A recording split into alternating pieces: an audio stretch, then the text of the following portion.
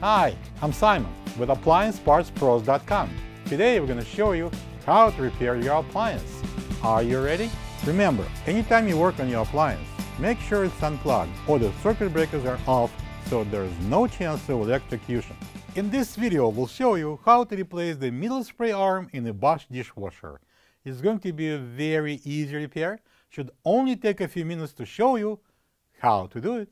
For this job, we're going to need a flat blade screwdriver. When you open up the package, you're going to get a new middle spray arm.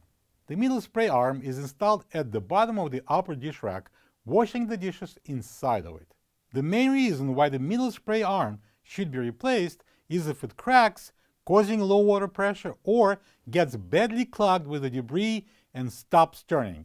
In both cases, the result is dirty dishes. Open the door.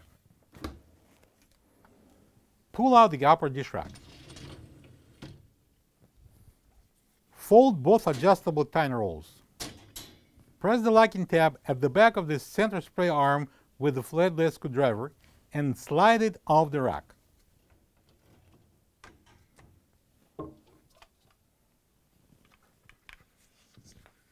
This is the old middle spray arm next to the new one. If you don't have this part, you can get it from AppliancePartsPros.com. Pop up both adjustable tiny rolls. Position the two front clips on the new center spray arm over the wires and push it to lock the rear end of the arm.